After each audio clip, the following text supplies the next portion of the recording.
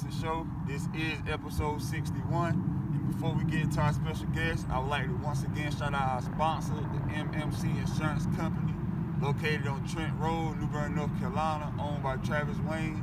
Go check them out for home, auto, and life insurance. And now for my special guest.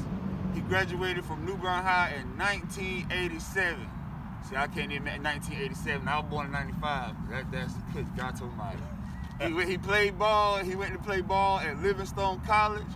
He joined the Kappa Fraternity right then when he was at Livingstone. And then ever since then, he's came back home and been giving back his time, his efforts, and his heart and love to the youth. Because when I was a youth, he gave it back to me. And I know he gave it back to so many more in our community. By coaching, being a mentor, community leader, everything, anything you want to label under those lines, he's it right here. Coach Taurance Williams, how you doing, big homie? I'm good. Yes, sir. I've been doing good. How everything been doing ever since the pandemic hit us? Man, let me tell you something. It slowed a lot of things down. Yes, sir. It slowed a lot of things down. Got a lot of folks understanding some real stuff around here, and letting us know what's important. Yes, sir. So you got to make sure we're taking care of family and friends. So you want to do what you got to do. And like you said, keeping God first of all. Yes, sir. We're keeping it rolling. Yes, we're keeping sir. it rolling. Who you with? Who you with? Yes, sir. So do you think, since you said it that way, and you put it in that sense, so do you think in a crazy way, it was a good thing that the pandemic hit us because it made us focus on the more important things in life? Well, you got to take the good. Try to take good out of the bad. Yes, and that's what I'm taking, the good out of the bad. It's making me really realize, the importance of my loved ones, my friends, yes, sir. And just life in general. A lot of people take some things for granted, and this has really gave us a different perspective on life in general, and young and old. Yes, sir. Yes, sir. No matter what age. Yeah, yes, it's sir. hitting us all. Yes, sir. Mm-hmm. So tell us a little bit how you grew up. Ooh, I grew up right here in New Bern, North Carolina. In the village, in the village, basically. I was homes, all my friends' houses was my house. You can get 4-5 whoopings if you mess up down the street before you get there. And then you're getting a whooping when you get home. You're getting a whooping when you get home. So I was raised by the village. Yes, I was sir. raised by the village, and that's just my mentality on life. I'm still a part of that village, so be it New Bern, Vanceboro, West Craven, wherever you want to call it. Yes, sir. Hey, these my kids, you my people. Yes, sir. That's for a fact. So do you think in a way it changed a little bit ever since you were growing up to how the youth growing up today as far as the discipline from the parents? And like you said, you raised by a village, and you already know my dad and them. Same village. Yeah, it's the same thing. Village, so if you did something wrong down there, auntie beat you, uncle beat you, and then you got one when you got to the house. So you think it changed a little bit? And that's some of the things about it. It has, but you got to believe some people have changed. But we got to make sure that we continue to communicate and let folks understand. If you see my child doing wrong, I'm not going to be mad at you for saying something to him. Yes, if you see my child doing wrong, because I'd rather you, this has always been my thing. I would tear your tail up and take you home to your mom or your daddy. And let them know I did it. And let them know I did it. Now, if they got a problem, you ain't got to ever worry about me doing it again. But most don't have a problem because they know where it's coming from. I love them. Yes, sir. It's from love, because I'd rather be the one doing it than somebody with a blue suit or a black suit coming to knock on the door. Yes, sir. So, you want to make sure that everybody's understands right from wrong. And, hey, I love you. So I do it because I love you. Not because I hate you, mad at you, or any of the other stuff. If I'm on you, I love you. When I stop getting on you, that's when you need to worry about. There you go. That's a fact. Yes, sir. So tell us a little bit, how did you get into sports? Because you went to college and played sports, but it started before then. I know it did. Man, let me tell you. Parks and Recreation. Right there, kids. Parks and Recreation. Stanley White Rec Center, Cedar Street. Yes, sir. I did kindergarten at Cedar Street Rec Center. Then Stanley White, I grew up in Stanley White Rec Center, and we had football, basketball, baseball. If it said ball, we had it. We played it all, and that's where I started, and my love grew for it. And, through sports, you got a sense of brotherhood, work ethic, and so many other things that just carry on through life. So it started right there, Stanley White Rec Center. and then going off to college, making that a big thing. Now talk about your experience through college. Did that change you in any way? You know, it did. It really did. I was one of them, and it's changed now for kids, because I was one of them back in high school where I did enough to get by. Back then, you could do enough to get by, take a good SAT score or no, you know, to get that scholarship. To get where you needed to be. To get that, and you still can get that scholarship. Now, you know, you got to bust your butt getting them good grades early, so those scores are high enough where when you go to take that test, you ain't got to be jumping all up and down to try to get it and stressed about it to get that scholarship money. So it's a little different there, but I was blessed enough to have an offer for a wrestling scholarship at Winston-Salem State, and I had the football scholarship at Livingstone, and I went to Livingstone and played football, and I was blessed to be able to be there. And let me tell you something, come across some great people. Yes, sir. Mm-hmm. Most definitely. So, wrestling, football. What made you pick football over wrestling when you had scholarships in both? You see my size right there. Yeah. I like to eat a little bit. Yes, sir. When I was wrestling, at the college level, at that time they didn't have like that 215 and 220. It was either, you know, you're gonna have to wrestle like 190, so I was gonna have to drop weight and be like 189. And you couldn't be a sub. Ooh, I mean, you know, I wasn't gonna be a heavyweight because I wasn't going into it at 260, 275.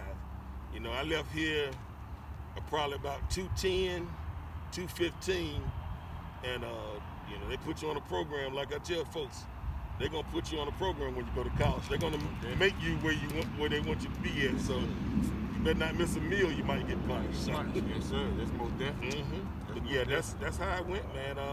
I chose football, and I never looked back. I still have the love for all those other sports that I played. Baseball was my favorite sport growing up. Baseball was my thing, man. We love baseball in the community. Right now, we'll have batting the ball going. Right now, we'll have batting the ball going. But as we grew up, that was one of the worst things, I think. And it's been so hard to try to rebuild in the black community especially. But when we turned, now you think about my age, when we turned 12, 13 years old, we had been playing hardball, baseball from ages 5 all the way to death. And we were playing tournament ball, we do it all. From 5 to 12. Mm-hmm. But then all of a sudden, the state of North Carolina in our community started doing softball. So now we go from playing baseball to softball. Now they had Babe Ruth baseball and those things like that, but it wasn't a whole lot of us going because it was all the way on the other side of town. So a lot of us a lot of us started weaning away from it because it wasn't at the rec center, and looking into other sports. Now, if it probably would have stayed in the community, I probably would have continued to play baseball, and I could have saw myself playing baseball even on the collegiate level. I had a good time with it. Now, I tell you, like we talked about with grades and stuff, I came back from the state championships in wrestling, and coach put me on the baseball team my senior year baseball. We played against West Craven. I got put in about the 6th inning. Ball got hit to me, scooped it up, threw it to second base. Got a chance to get up the bat, hit the ball, it got me a single in the right field. Coach came off, when I came off the field at the end of the game, boy, you can play. I said, Coach, I told you, just my thing. Yeah. He was like, okay. I grew up doing this. I said, okay, but I got to class on Monday. We had this English teacher, Miss Humphrey. I love her to death like another mother. She said, baby, it's going to be graduation or baseball. I had to fold that uniform up right nice and neat and give it to her, because all that Bear Wolf and all that good reading you had to do in them assignments that I was missing during wrestling, I wasn't missing. I had to make them all up, so I had to get it all done so I could get some. Yeah, I had to get graduation. You missing them, but you wasn't missing it. Yeah. It wasn't none of them late nights going to Wilmington to wrestle in the middle of the week. None of that. You know how basketball. Yes, sir. And you come back home and it's 2 o'clock in the morning. You don't feel like doing nothing. You gotta do it. And you in class the next day like this here. Yeah. As soon as the wrestling was over, all that. You ain't getting over. Get that book open. Yes, sir. Yes, she didn't let you get away with nothing. Oh, no. And I love her to death for it because Yes, sir.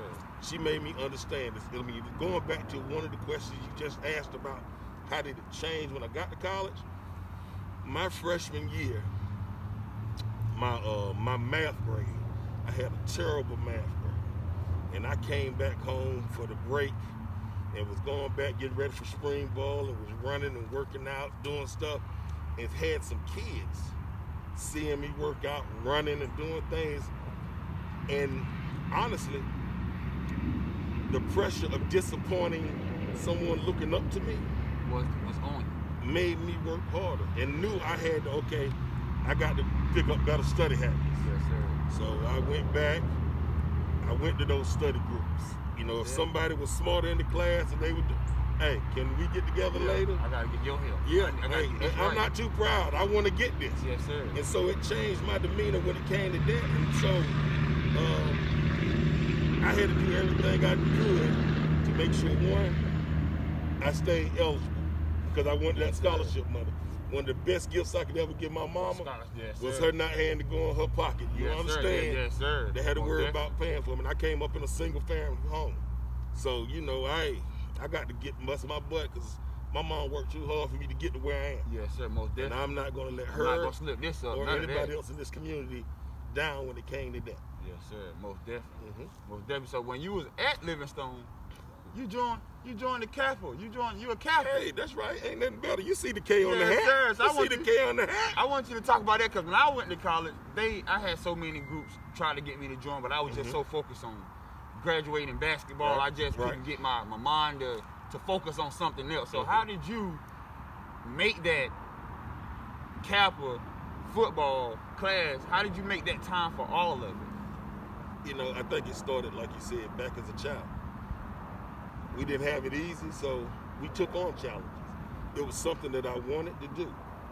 And I was going to make sure I sacrificed and did what I wanted to do to get what I wanted. Yes, sir. And I grew up around a bunch of Kappas, and I just saw the things that they was doing in the community, and I looked up to them when they was in school, who were becoming doctors and engineers and teachers and coaches and things of that nature. And I was like, you know, I'm going to do what I got to do to be a Kappa, to be one. I'll make sure these grades stay apart. So they didn't have any qualifications to be a Kappa? Oh yeah, definitely. You know, first thing, you had to have over a 2.5 GPA, overall GPA, to even be able to get a letter sent in, and after you came to that entrance meeting, if you ain't got the GPA, you ain't even gonna get no letter.